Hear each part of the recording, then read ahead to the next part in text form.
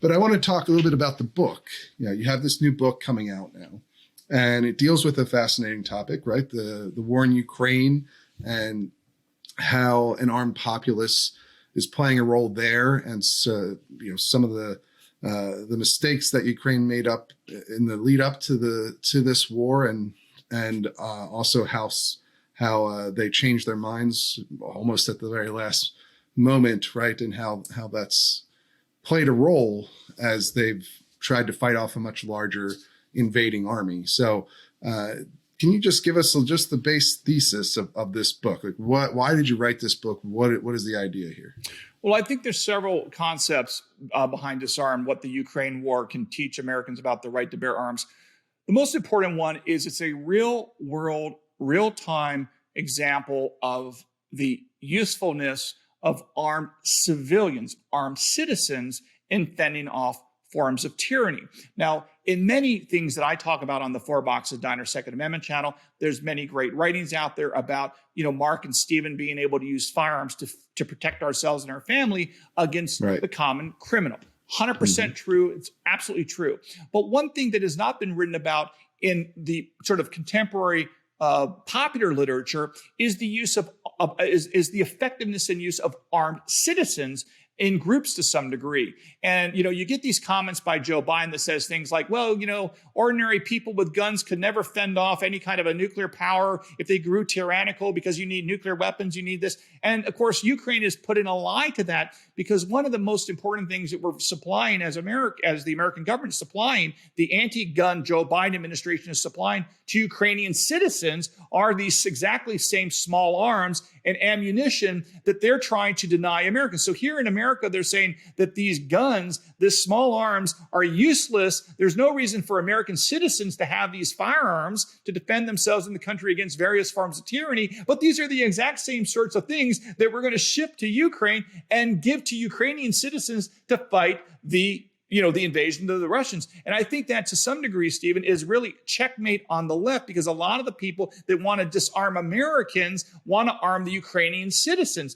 And what's ironic here is that one of the reasons why I think that the Russians actually felt comfortable invading Ukraine was that despite the fact that 10 years ago, Ukraine actually, and I write about this in the book Disarmed, 10 years ago, Ukraine actually considered adopting a version of the Second Amendment's right to keep and bear arms, and they chose not to do it. They chose not to adopt a private gun culture, a self-defense gun culture. They did not to make private civilian firearms ubiquitous like we have here in the United States. Instead, they went the opposite direction, and lo and behold, the Russians invaded. Now, whether or not you had a guy with a gun behind every blade of grass in Ukraine without stop Putin, I don't know. It certainly worked okay with the Japanese and Germans in World War II. And of course, beyond that, and it's interesting, Stephen, because a lot of the anti-gunners like the Joe Bidens of the world, the Eric Stovall's of the world, they make comments like, well, you better have a nuclear weapon if you want to fend off a government tyrant. But of course, that's clearly proven false by virtue of Ukraine because the Russians do have nuclear weapons, and yet we're shipping small arms to Ukrainians for the citizens to use. And when the Russians invaded, the government of Ukraine handed out, 10, I think you wrote it about this in the Reload. You did great reporting on this, Stephen. They handed out tens of thousands of fully automatic weapons to Ukrainian citizens unfamiliar with firearms. So obviously the Ukrainian government thought that small arms in the hands of citizens could make a difference against a nuclear power. So this really all puts, I view it as a checkmate on the left's arguments against guns, because the one thing I can assure you we're not doing when it comes to the Ukraine is we are not setting over gun-free zone signs and posting on the border of the Russian-Ukrainian border there and thinking that's going to work, because it certainly would be cheaper for the American taxpayer to send over signs to say no guns allowed than to send over all the guns. And I think all this stuff had to be put together to really show that the founding fathers that adopted the Second Amendment and codified our right to bear arms in the Second Amendment, the wisdom of what the founding fathers thought about the importance of armed citizens is demonstrated by the virtue of the fact that here in America, we really are not in great threat of being invaded, in part because of our armed citizens and the fact that we know how to use firearms. In contrast, in Ukraine, you have just the opposite, where they're not as familiar, they weren't as proficient, they did not have all the guns that we have here in the United States, and now they're basically begging for guns when, frankly, they should have prepared ahead of time. But let's hope that we can learn from the lessons the Ukraine made in not properly preparing their citizens for a potential tyrannical invasion. And again, you never know what form the tyranny takes. It could be a common criminal. It could be domestic disturbance. It could be, it could be another 2020 riot situation. You just don't know, because there are things called black swan event, which means things that no one foresees, no one predicts, and they just come upon us like 9/11. And, you got what you got. And if you haven't prepared well, you could be in trouble like the Ukrainians were at the time of the Russian invasion. Right. Yeah. I think we talk a lot, especially in the gun owning community, right? The Second Amendment community. We talk a lot about our own revolution and our own founding, where armed civilians played a significant role through the militias, but we haven't had to deal with a potential invasion like we see in Ukraine since that point, really. I mean, since the War of 1812, at least, I guess. And so a lot of what we talk about is sort of history or theoretical. And here's a situation where it's real world, right? And it's captured the attention of the world. And not only did you see the Ukrainian government, I've read part of the book at this point, not the entire thing, but you lay out how they reacted in those early days right before the invasion by changing their laws to allow people to arm themselves, to allow a right to self-defense effectively, and to defense of one's home. And then they started handing out guns on the street, basically, to anyone who was willing to defend themselves or their country. And, we have seen a number of stories, and I believe you chronicle some of these in the book, of armed civilians actually making a significant difference at some of the key battles of that early invasion.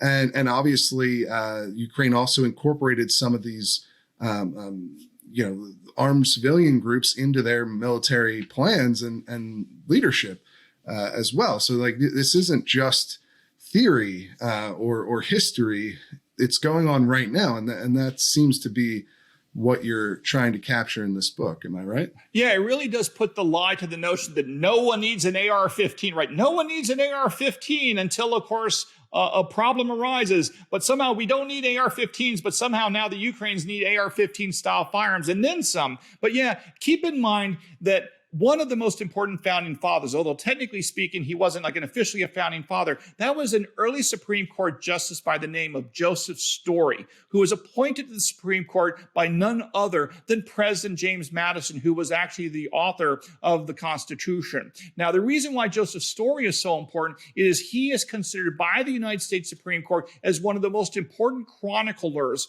of the purpose of the Constitution and the Second Amendment. Just to give you some context, Joseph Story is someone that you hear, I'm sure your viewers and subscribers know it, because he is the author of the famous Amistad Supreme Court decision that allowed the slaves to go free in that famous Steven Spielberg movie when the Spanish attacked the ship. They enslaved, and the slaves rebelled against the slave holders, and they drifted onto American shores. And there was fight about whether or not these slaves were free or not. And it was Joseph Story that wrote the Supreme Court decision that freed the slaves. Now, this is the same Joseph Story that called in his commentaries on the U.S. Constitution and the Second Amendment, he specifically said that the right to bear arms is the palladium of our liberties. The palladium is like the most important part of being free as an American. And I think that when you look at what Joseph Story says, he specifically talks about that having an armed citizenry makes us free for many reasons, because it not only protects us from common criminals, it also protects us from foreign invasions, from domestic incursions, from all sorts of things that can go on. And the founding fathers and Joseph Story were literally writing about this at the founding of our country. And it turns out that here we are in the 21st century, looking across the ocean to see that the exact same arguments, the exact same principles articulated by our founding fathers in the Second Amendment and Joseph Story writing about the Second Amendment right then and there at the start of our country is all playing out in real time in Ukraine. So the idea that the Second Amendment and armed citizens is a relic of history is being proven false right now in Ukraine. And all the Joe Bidens of the world that are supplying small arms with, tens, if not hundreds of millions of rounds of ammunition, of small arm ammunition to Ukraine, really has proven the lie to this, that when they say no one needs a gun, no one needs an AR-15, obviously that's not true.